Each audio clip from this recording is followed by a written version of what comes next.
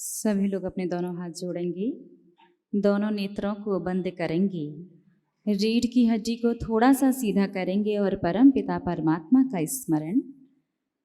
ओम नमः सिद्धिभ्यः।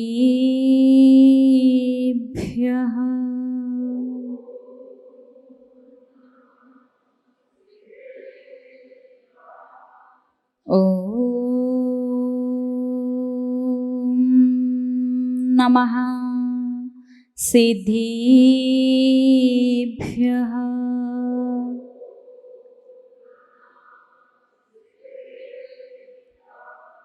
ओम नमः सिद्धिभ्यः।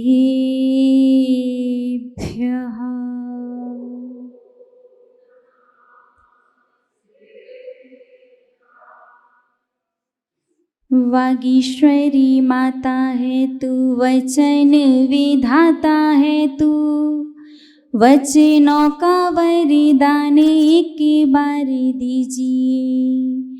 गिरे हैं जो भाव पापे पंख में सने हुए हैं, ऐसे निम्न भावों को उत्कर्ष कर दीजिए।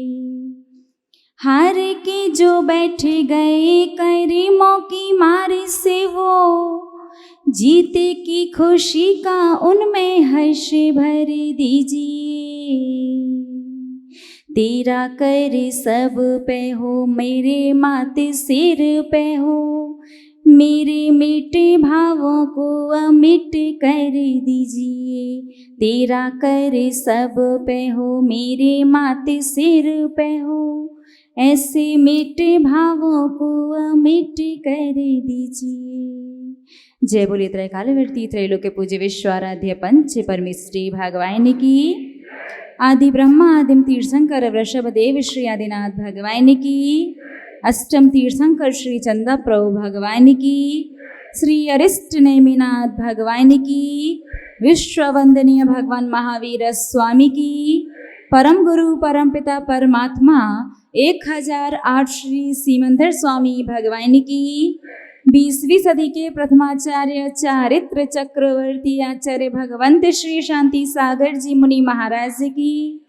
अभीक्ष्ण ज्ञान उपयोगी पूज्य गुरुदेव आचार्य श्री वसुनंदी जी मुनि महाराज की। रत्नत्रयधारी तपोधन श्रेष्ठ मम शिक्षा गुरु परम श्रद्धेय गणनीयारिका श्री सौम्य नंदिनी माता जी की। अहिंसा प्रधान श्रीमद जैन धर्म की। परम पूज्य आरिका मां 105 सुयोग नंदिनी माता जी की जय। आरिका संघ की जय। धर्म स्नेही आप सभी भव्य महानुभाव, इस वर्ष मोक्ष सप्तमी वाले दिन बड़े ही अद्भुत अद्भुत संयोग मिले थे। 23वें तीर्थंकर 23 तारीख और 2023।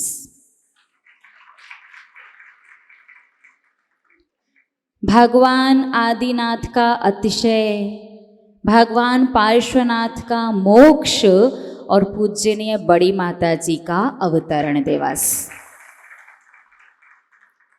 भगवान आदिनाथ का अतिशय हुआ था, वो हमारे प्रथम तीर्थंकर हैं।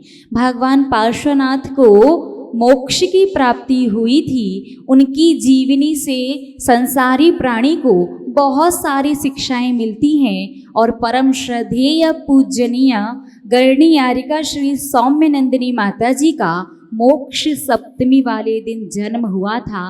निश्चित रूप से ये हम सभी के लिए बहुत बड़े सौभाग्य की बात है कि ऐसी पूज्य गुरुमां ने इस संसार में जन्म लिया, दीक्षा ली और उनके माध्यम से हम सभी भव्य जीव अपना कल्याण कर पा रहे हैं। तो ऐसी परम श्रद्धेय गणनी मां के चरणों में श्रद्धा भक्ति समेत कोटिशः अनंतशः वंदामी निवेदित करते हैं और परमपिता परमात्मा से प्रार्थना करते हैं कि हे पूज्य गुरु माँ, आप दीर्घायु हों, शतायु हों, आप हमेशा स्वस्थ रहें और आपका आशीर्वाद हम सभी भव्य जीवों को सदैव मिलता रहे और आप हम सभी का पथ प्रदर्शित करें। इन्हीं भावों से वंदामी माता जी, वंदामी माता जी, वंदामी माता जी।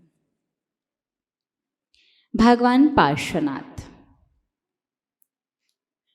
24 तीर्थंकर में एकमात्र पार्श्वनाथ भगवान ऐसे तीर्थंकर हैं जिनके प्रति पूरी दुनिया को सबसे ज्यादा लगाव कहें या आस्था होती है।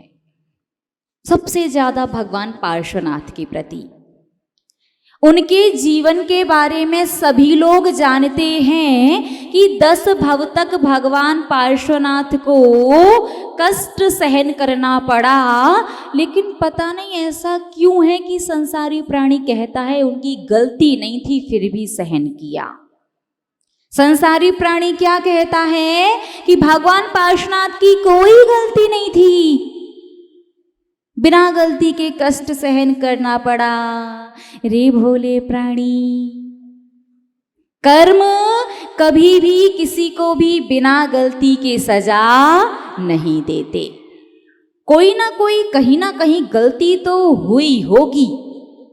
तो क्या आप जानते हैं कि भगवान पार्श्वनाथ के जीव ने मरुभूति की पर्याय में ऐसी कौन सी गलती की थी जिसकी वजह से 9 भव तक उनने कुछ नहीं किया फिर भी कष्ट सहन करा।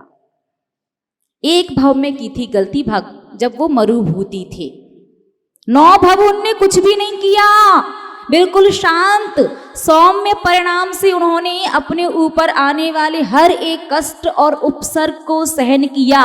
लेकिन 9 भव तक उपसर्ग और कष्ट आया क्यों? कितने लोग जानते हैं? मनाते तो प्रतिवर्ष है मोक्ष सप्तमी। महावीर जयंती के बाद यदि कोई किन्हीं तीर्थंकर का कल्याणक बहुत बड़े स्तर पर मनाया जाता है तो भगवान पार्श्वनाथ का मोक्ष कल्याणक है। बाकी सभी लोग अपनी अपनी सुविधा के अनुसार, अपने अपने मूल नायक भगवान के अनुसार अन्य अन्य कल्याणक मनाते हैं। लेकिन पूरी जैन समाज एक महावीर जयंती और एक मोक्ष सप्तमी, एक दीपावली पर भी भगवान का निर्माण कल्याणक, 3 चीजें। क्या आप जानते हैं मरुभूति की पर्याय में उन्होंने कौन सी गलती की? यदि जानते हैं तो बता दीजिए और नहीं जानते हैं तो ध्यान से सुनिएगा। बहुत आवश्यक है आपका ये जानना कि ऐसी कौन सी गलती की कि उस छोटी सी गलती की वजह से 10 भव तक कष्ट सहन करना पड़ा और जब तक कमठ ने क्षमा याचना नहीं कर ली तब तक भगवान पार्श्वनाथ को केवल ज्ञान भी प्रकट नहीं हुआ। कहीं आप भी तो वो गलती नहीं कर रहे हैं ना? और कर रहे हैं तो आज ही अपनी गलती को सुधार लेना। तो चलते हैं समय में थोड़ा सा पीछे। भगवान पार्श्वनाथ बनने के 9 भव पहले, यानी मरुभूति से पार्श्वनाथ तक कितने भव हो गए थे? 10। जब भगवान पार्श्वनाथ का जीव मरुभूति की पर्याय में था उस समय वो 2 भाई थे, कमठ और मरुभूति। कमठ और मरुभूति के जो पिता थे वो राजा अरविंद के मंत्री थे। संसार शरीर भोगों से वैराग्य हो गया, पिता ने दीक्षा ले ली। कमठ का स्वभाव थोड़ा सा उग्र था, धैर्य की कमी, तो पिता का मंत्री पद छोटे भाई को मिला, मरुभूति को। कमठ को बड़ा बुरा लगा, मैं बड़ा भाई हूं, पूरी मान प्रतिष्ठा जो पिताजी को मिला करती थी अब किसे मिल रही है? मरुभूति, छोटे भाई को मिल रही है। एक दिन हुआ ये कि राजा ने मरुभूति को किसी कार्यवश नगर के बाहर भेजा था। मरुभूति की जो पत्नी थी बहुत सुंदर थी। कमठ का मन उन पर आ गया और कमठ ने उनके साथ गलत करने का प्रयास किया। जब ये बात राजा को पता चली तो राजा ने कमठ को काला मुंह करके गधे पर बिठा करके नगर के बाहर निकलवा दिया और घोषणा की कि आप हमारी राज्य सीमा के अंदर नहीं आ सकते, आपको देश निकाला दिया जाता है। जब मरुभूति लौट करके वापस आया, उसने सुना कि इस प्रकार से मेरे भाई को राजा ने दंड दिया है, तो भ्रातृ प्रेम देखो। यद्यपि कमठ गलत था, फिर भी मरुभूति सोचता है नहीं कोई बात नहीं, गलती ही तो हुई है और अपना व्यक्ति गलती कर रहा है तो समझा करके जैसे भी करके उसे क्षमा कर देना चाहिए। उन्होंने पूछा कि भैया कहाँ गया कमठ, बड़ा भाई कहाँ है? पूछते पूछते पहुंचे जंगल में, एक आश्रम बना करके कमठ रहने लगा।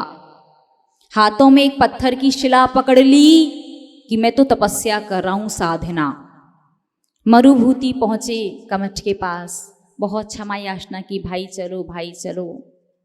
कमठ को लगा कि ये मेरा मजाक बनाने के लिए आया है। वो पत्थर की शिला जो हाथों में पकड़ रखी थी उनके सिर पर छोड़ दी और मरुभूति की मृत्यु हो गई।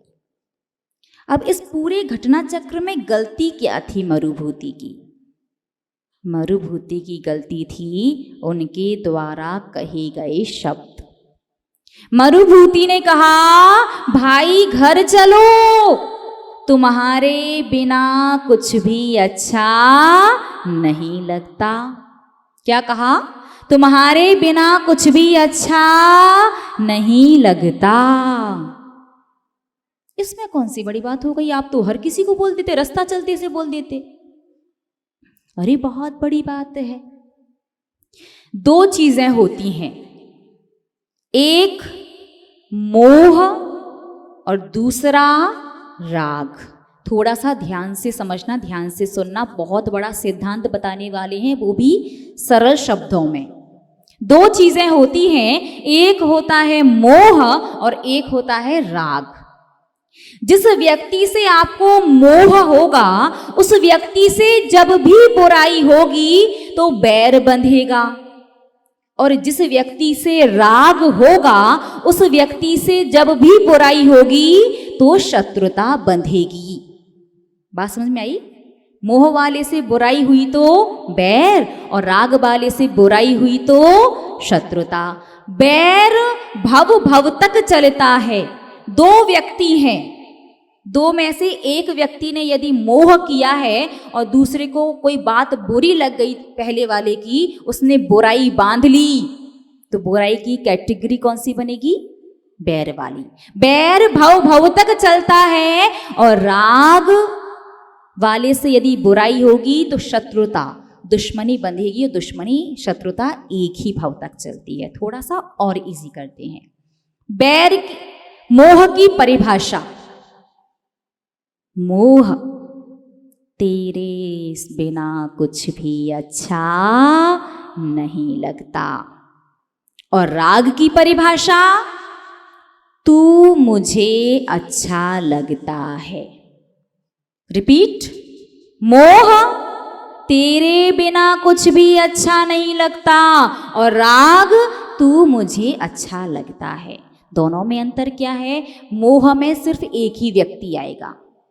जैसे कभी कभी श्रीमान जी कह देते ना, तुम मायके नहीं जाया करो, तुम्हारे बिना कुछ भी अच्छा नहीं लगता। मोह में एक ही व्यक्ति, एक ही वस्तु आती है, और राग में अनेक धर्म हमें अच्छा लगता है, गुरु हमें अच्छे लगते हैं, जिनवाणी सुनना हमें अच्छा लगता है, हमें हमारे परिवारीजन अच्छे लगते हैं जो हमें धर्म करने की अनुकूलता बनाते हैं, हमें हमारे पड़ोसी अच्छे लगते हैं जो हमारे साथ यात्रा करने जाते हैं, हमें हमारे मित्रगण अच्छे लगते हैं जो हमें अपने साथ लेकर के साधुओं के पास जाते हैं। मोह में एक व्यक्ति आता है, तेरे बिना या तेरे सिवा कुछ भी अच्छा नहीं लगता, और राग में अनेक व्यक्ति आ जाते हैं। ध्यान रखना अब आप लोग भी, यदि किसी से जाने अनजाने में कभी भी भावनाओं में आके बोल दिया हो तो क्या करना है? भगवान पार्श्वनाथ की जीवनी मरुभूति की पर्याय में बस यही गलती की थी। देखिए, आप अपने अंतरंग के परिणामों को नहीं पकड़ सकते कि आपको सामने वाले के प्रति मोह है या राग, लेकिन आपके शब्द जो होंगे, आपके वचन जो होंगे, कर्म उसी प्रकार का आकर के बन जाता है। मरुभूति के सिर्फ वचन थे कि भाई घर चलो, तुम्हारे बिना कुछ भी अच्छा नहीं लगता। अब कमठ के जीव ने बुराई मान ली मरुभूति से, तो बुराई की कैटेगरी बन गई बैर वाली। वो बैर फिर भव भव तक चलते चलते 10 भव हो गए। और देखिए, बैर में एक चीज और होती है कि जब तक दो में से जिसने बैर बांधा है वो जीव या तो क्षमा मांग ले या क्षमा कर दे। यदि वो ना तो क्षमा मांगे ना क्षमा करे तो सामने वाला मोक्ष भी नहीं जा सकता। आपके कर्म की किसने कहा आपको मोह करने के लिए? बड़े होशियार बन रहे थे, क्या आवश्यकता थी? भगवान पार्श्वनाथ की जीव की इतनी सी गलती, पहले मोहात्मक शब्द बोल दिए बस, जिसकी वजह से 7 दिन तक उपसर्ग होता रहा, केवल ज्ञान प्रकट नहीं हुआ। जब कमठ के जीव ने क्षमा याचना की, यहाँ हाथ जोड़े और वहां ही दूसरी सेकंड भगवान पार्श्वनाथ को केवल ज्ञान प्रकट हो गया। इतनी सरल सी बात है। मोह और राग, मोह वाले से बुराई होगी तो बैर, और राग वाले से बुराई होगी तो शत्रुता। बैर भव भव तक चलेगा और शत्रुता एक भाव में। इस भाव के बाद आप और वो चले गए तो शत्रुता समाप्त हो जाएगी। धर्मी स्नेही महानुभाव, हम बस आपसे इतना सा कहना चाहेंगे, यदि आपने कभी जाने अनजाने में पता नहीं कैसे अज्ञानता से या किसी भी प्रकार से कभी भी अपने माता पिता से, अपने निकटवर्ती से, अपने रिश्तेदारों से कभी कह दिया हो, बोल देते ना, तो फिर क्या करना है? आज ही घर जा कर के, नहीं फिर आज बोलो थोड़ा अजीब लगेगा, अचानक पहुंच जाओ और जा कर के कहो कि तुम हमें अच्छे लगते हो। तुम की जगह आप भी बोल सकते कि आप हमें अच्छे लगते हो। आज बोलने में अजीब लगे तो अभी व्रत आ रहे हैं, पर्युषण पर्व, क्षमा मानी सबसे बेस्ट ओकेजन है। उत्तम क्षमा भाई, आप हमें अच्छे लगते हो, सबसे निपटा लो। देखो, जीवन का भरोसा नहीं, जीवन का कुछ पता नहीं, कब कब किस बात का किसको बुरा लग जाए। फालतू में कभी किसी से मजाक में या फिर ऐसे ही बोल दिया हो लोग व्यवहारिकता के नाते, और बुरा लग जाए उसको तो बैर और बांध लेगा। अब जब तक वो क्षमा ना कर दे, जब तक वो क्षमा ना मांग ले, तब तक फिर आप मोक्ष नहीं जा पाओगे। बात समझ में आ गई ना? इतनी इजी सी परिभाषा है मोह और राग की। तो बिल्कुल जो आज ही मांग सकते हो वो आज ही जाकर के बोल दीजिएगा, आप हमें अच्छे लगते हो भैया। कोई पूछे क्यों कह रहे हो तो कह देना ऐसे कह रहे, अनुकूलता बनाते हो ना। देखो, आपकी वजह से हम धर्म कर पाते हैं, आपकी वजह से हम प्रवचन सुनने जा पाते हैं, आपकी वजह से हमें कोई विकल्प नहीं आता। कुछ भी कह सकते हैं और वास्तविकता भी कह सकते हैं। क्या पता वो भी प्रवचन सुन रही हो और आपने कह दी ऐसे ही कह रहे, तो वो कहते तुम ऐसे ही बाद में कह रहे, पहले हम बुराई मान ले रहे तुम्हारी, तो गड़बड़ हो जाएगी। ठीक है ना? क्योंकि आचार्य भगवंत शास्त्रों में लिखते हैं कि छद्मस्त जीव कभी भी अपने परिणामों की परिणति को नहीं समझ सकता। मन में जो विचार और जो विकल्प चल रहे होते हैं ना, जो बहुत स्थूल रूप से, मोटे रूप से जो विचार चल रहे होते हैं वो तो पकड़ में आ जाते हैं, लेकिन जो विचार सूक्ष्म रूप से चल रहे होते हैं वो पकड़ में नहीं आते। और श्रावक कुछ का कुछ समझ करके कुछ का कुछ कर लेता है तो सारा मामला गड़बड़ हो जाता है। तो आज के बाद जीवन में कभी नहीं कहिएगा कि पार्श्वनाथ के जीवन में कोई गलती नहीं की, बिना गलती के उन्हें कष्ट सहन करना पड़ा। गलती की थी 10वें भाव पहले, पार्श्वनाथ से 9 भाव पहले 10वें भाव में जब वो मरुभूति थे तब गलती कर दी थी, शब्दों पर ध्यान नहीं दिया था, जिसकी वजह से 9 भाव तक उन्होंने वास्तविकता में कोई गलती नहीं की। 9 भाव उन्होंने कुछ किया ही नहीं, बस अपनी उसी एक गलती की भरपाई करते रहे थे। बात समझ में आ गई ना? तो ये भगवान पार्श्वनाथ की जीवनी थी। संसारी प्राणी अपने संसार में इतना ज़्यादा व्यस्त हो जाता है कि उसे शास्त्र पढ़ने का समय ही नहीं मिलता। उसने यहाँ से वहाँ से सुन लिया और अपने आप को परम ज्ञानी समझने लगता। अभी 2 दिन पहले कुछ श्रावक और श्राविकाएं बैठे थे दोपहर में, कहते माता जी भगवान बाहुबली जी थे ना, बाहुबली जी। मैंने कहा हाँ थे, तो सुना तो हमने भी ये थे। उन्हें शल्य थी, शल्य मन में विकल्प था उनको, शल्य थी। मैंने कि भैया शल्य थी, मैंने पढ़ा तो नहीं है हमने कहीं। मैंने कि आपसे किसने कहा? किसने कहा? बचपन से बड़े ही सुनते सुनते हुए हैं कि बाहुबली जी के मन में शल्य थी कि मैं भरत की भूमि पर खड़ा हूं, और जब भरत जी गए पूजन करने, नमस्कार किया तो उनकी वो शल्य खत्म हो गई और उन्हें केवल ज्ञान प्रकट हो गया। नहीं नहीं, ये बात सही नहीं है, ताली क्यों बजा रहे? हमें लगता है आप लोगों ने भी यही सुना है, शायद सबने यही सुना है। अरे रे रे भोले प्राणी, तत्वार्थ सूत्र में लिखा है निशल्यो व्रती। व्रती प्रतिमाधारी कौन? जिसके शल्य नहीं होती, फिर वो तो भावलिंगी साधु थे, उनके शल्य कैसे हो सकती है? आप कहते ना हमें जिनवाणी का सही ज्ञान क्यों नहीं हो रहा, इतनी जिनवाणी सुनते हैं, जीवन में परिवर्तन क्यों नहीं होता, हमें हमारे धर्म का फल क्यों नहीं मिलता? पता नहीं कहाँ से पढ़ के आए आप लोग। बाहुबली जी को शल्य थी। निशल्यो व्रती, व्रती प्रतिमाधारी तक को शल्य नहीं होती। यदि प्रतिमाधारी को शल्य हो तो वो व्रती नहीं रहता।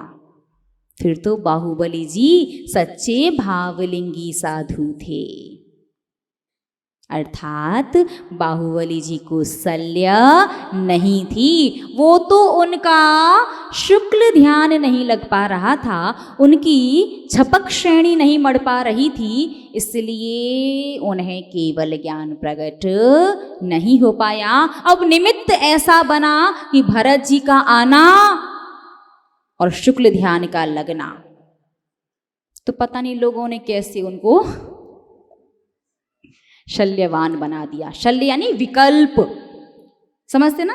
जैसे शल्य यानी शूल कांटा बार बार चुभता है, वैसे विकल्प भी रह रह के मन में आता है। कार्यक्रम तो बहुत अच्छा था, लेकिन ये चीज आती ना, विकल्प नहीं, ये सामान्य शल्य है। बाकी तो माया, मिथ्या और निदान, ये 3 प्रमुखता से शल्य होती हैं। एक बात सुनी हमने एक बार स्वाध्याय करते करते, एक बड़े स्वाध्याय प्रेमी श्रावक आए, आकर के बोले माता जी 5 पांडव थे ना, 5 पांडव। हमने कहा सुना तो हमने भी यही है, 5 ही थे पांडव, बाकी कौरव 100 थे।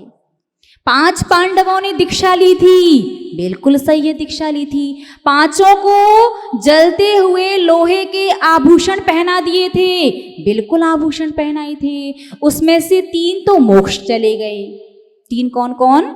युधिष्ठिर, भीम और अर्जुन। 3 मोक्ष चले गए, और जो 2 छोटे छोटे वाले जो भाई थे ना, कौन कौन? नकुल और सहदेव, वो भाई ये सोच रहे थे कि हम तो इतनी गर्मी और तकलीफ सहन कर लेंगे, हमारे बड़े भाई सहन कैसे कर पाएंगे, इसलिए वो मोक्ष न जाके सर्वार्थ सिद्धि में गए। सच में? आप लोग क्या जानते हैं बताइए? यही जानते हैं कि उन दोनों के मन में अपने भाई के प्रति थोड़ा सा राग उत्पन्न हो गया, इसलिए वो मोक्ष नहीं जा पाए। बोलिए ना। पहले ये बताओ, आज हमारी बात समझ में आ रही कि नहीं आ रही? पूरी बात आ रही है। हम बता रहे हैं आपको, देखो साधु कुछ ना तो देते हैं ना लेते हैं, बस आपको वास्तविकता का आईना दिखाते हैं। जो आप कहते हैं ना ये शास्त्र, और जिस श्रावक ने हमसे ये बात कही थी ना, वो कर्णानुयोग सिद्धांत को अच्छे से जानने वाला श्रावक था, फिर भी ऐसी बात कर रहा था। बताओ कैसे सिद्धांत प्रेमी हैं आप? सिर्फ एक शास्त्र आपने पकड़ करके कोई सिद्धांत का पढ़ लिया तो इसका यह तात्पर्य नहीं है कि आपको पूरा सिद्धांत आता है। सिद्धांत बहुत विशाल है, बहुत गूढ़ और रहस्यमयी है। इतना सरल होता तो सबको समझ में आ जाता। क्या कहा कि दो छोटे भाइयों को विकल्प हो गया कि बड़े भाई कैसे सहन करेंगे, इसलिए वो मोक्ष नहीं जा पाए। अरे भैया, बिल्कुल गलत है यदि आप ऐसा जानते हैं तो। पांचों पांडवों को जब लोहे के गरम गरम आभूषण पहनाए, वो पांचों पांडव मुनि महाराज ध्यान में गए। उनके पास उनका आयु कर्म बहुत कम बचा था। लोहे के जलते हुए आभूषण पहनाओगे, शरीर तो नष्ट होगा ही होगा। शरीर नष्ट होगा तो आत्मा या तो परमात्मा बन जाए या फिर कहीं और जन्म ले लेगी। तो तीन जो पांडव थे उनने छपक श्रेणी माड़ी। छपक श्रेणी का मतलब है 7वां 8वां 9वां 10वां, 10वें के बाद सीधे वे 12वें गुण स्थान में गए, 13 में जाकर के 14 में जाकर के सीधे सिद्ध बन गए। टाइम पांचों के पास बराबर था। लेकिन जो नकुल और सहदेव थे उनकी छपक श्रेणी की जगह उपशम श्रेणी मड़ी। कौन सी श्रेणी? उपशम। अब उपशम श्रेणी में क्या होता है? 7वां 8वां 9वां 10वां 11वां गुण स्थान, और 11 से वापस नीचे आना पड़ता है। फिर आपको मोक्ष जाना है तो दोबारा से श्रेणी माड़ो और उपशम, क्योंकि 11वें गुण स्थान में जाने वाला द्वारा बांधो छपक, उपशम नहीं। उपशम श्रेणी चढ़ने वाला जीव नियम से गिरता ही गिरता है। 11वें गुण स्थान में मोक्ष का द्वार बंद है। तो 11वें गुण स्थान से नीचे आए, जब तक वो दोबारा छपक श्रेणी मारते तब तक उनका आयु कर्म पूरा हो गया था। क्योंकि 11वें गुण स्थान में से जब वो नीचे आए, उन्हें आयु बंद करके वो सर्वार्थ सिद्धि में गए। फिर और सर्वार्थ सिद्धि में यदि उनके मन में विकल्प आ जाता तो सविकल्प अवस्था में सर्वार्थ सिद्धि का बंध नहीं होता। ये है सिद्धांत। तो आज से हमेशा ध्यान रखो, कभी कोई आपसे कुछ भी कहता है तो आप मन सहित या मन रहित? मन सहित जीव है ना, मन है ना आपके पास, तो मन का और बुद्धिमान है या नहीं? बोलिए ना। बुद्धिमान डाउट है क्या? नहीं, बुद्धिमान है। तो जो बुद्धिमान है तो बुद्धि का थोड़ा थोड़ा सा प्रयोग भी करते रहना है। किसी ने भी कुछ भी कहा, आपने भी हाँ जी कर दिया, हाँ जी कर दोगे, मामला बहुत ज़्यादा गड़बड़ हो जाएगा। थोड़ा सिद्धांत पढ़िए, थोड़ा सा आगम पढ़िए, आपके सारे डाउट्स, जो भी आपको संशय है, संदेह है, सब कुछ क्लियर हो जाएगा। अपने जिनागम में सब कुछ लिखा है। आपके मन का कोई भी प्रश्न हो, हर प्रश्न का उत्तर, और आपके जीवन की कोई भी समस्या हो, हर समस्या का समाधान अपने जिनागम में लिखा है। आपको यहाँ वहाँ कहीं भी भटकने की आवश्यकता नहीं है। और जैसा कि हमने सुना कि बहुत सारे श्रावकों का कहना है कि जैन कुल में जन्म लेने के बाद भी जब उन्होंने अपनी कुंडली ज्योतिषियों को दिखवाई तो उन्होंने बताया कि आपकी कुंडली में काल सर्प दोष है। तो बहुत सारे लोगों ने नाग नागिन के जोड़ा का जो भी किया हो तो उसका प्रायश्चित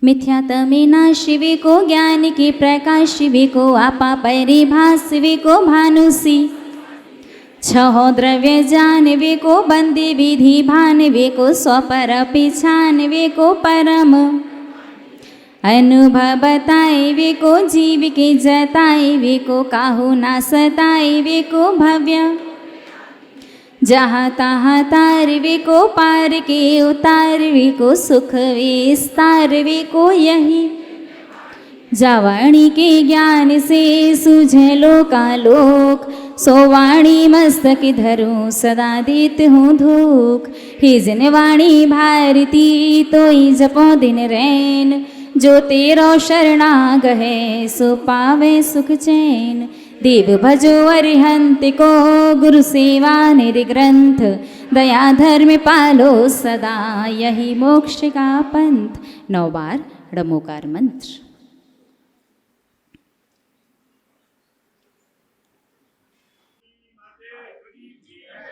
चलेगा, करते हैं अर्घ समर्पित। साधु अवस्था धारण कर क्रम क्रम से श्रेणी बढ़ती है कर्म निर्जरा की बल पर अरिहंती अवस्था मिलती है दीक्षा लेकर बने मुनि निज कर्म कलंक जलाने को कैसे होते हैं साधु ये बतला दिया जमाने को इसीलिए गुरु चरणों में हम आए अर्घ चढ़ाने को। ओम रुमारम श्री 20वीं सदी के प्रथमाचार्य चारित्र चक्रवर्ती आचार्य भगवंत श्री संत शिरोमणि आचार्य श्री अभीक्ष्ण ज्ञानोपयोगी आचार्य श्री अनर्घ्य पद प्राप्ताय अर्घम निरूपयामि।